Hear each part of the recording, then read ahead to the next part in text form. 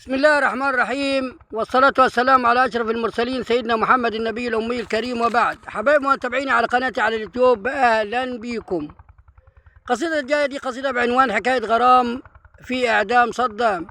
يمكن اللي بيسمع القصيدة بيقول لك إيه هو ليلة إعدام صدام دي كانت ليلة غرام. كانت ليلة غرام طبعا، كانت ليلة سوداء على العرب كلها، وكانت ليلة غرام طبعا على من قاموا بإعدام صدام. صدام فلتة من فلتات التاريخ، ورجل لن يكرر في التاريخ أو الجغرافيا.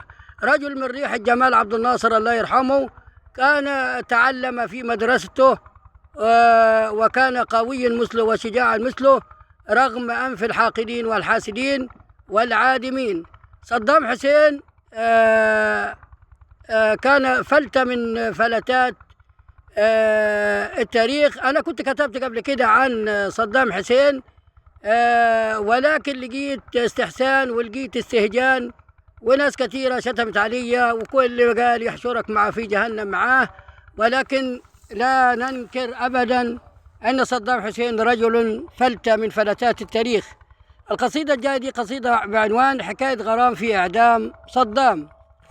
بقول: ما مات صدام العروبة بل إنه ما زال حي، رجل له من المهابة والمروءة فما له في الشرق زي، فقد ارتوى من نيل مصر مرة، ومن الفرات ارتوى ريات ري، ومن نهر جدل تشكلت قسماته، ومن نهر جدل تشكلت قسماته، فأخرجت من مائها رجل بهي، رجل تهابه الأسود والنمور والذئاب والكلاب والظبي، شبيه ناصر في الرجولة وإنه تطوى له الأعلام طي، أعطاه ربي قوة من قوته، ومصر التي جعلته إنسان قوي، رجل إذا دقت طبول الحرب قام لها، رجل إذا دقت طبول الحرب قام لها فرحا شدي، إذا ما دعاه القوم يأتي طائعا يطوي الليالي والنهار طي، إن الشجاع لن تموت شجاعته بل الجبان يموت ويكون نسي، ابن العراق ولن تأتي بمثله، ابن العراق ولن تأتي بمثله، ولو جاءت العراق بابن الأصمعي،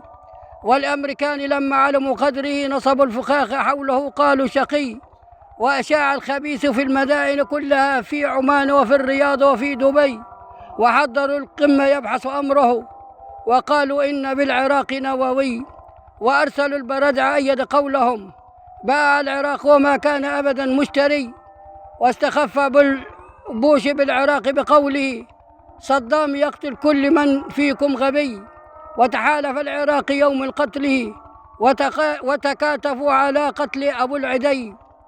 لا تعجبوا إن العراق قاتلة، لا تعجبوا إن العراق قاتلة، فمن الذي قتل الحسين وعلي ساقوه للإعدام فرح كأنه ذاهب إلى عرس شجي، فما قلت للصدام قولا يفترى، فما قلت في الصدام قولا يفترى، فأنا الفقير وربنا هو الغني، فأنا الفقير وربنا هو الغني، فإذا ذكرت أبو العدي ترحموا على رجل مات أبي، فإذا ذكرت أبو العدي ترحموا على رجل مات شجاع وأبي.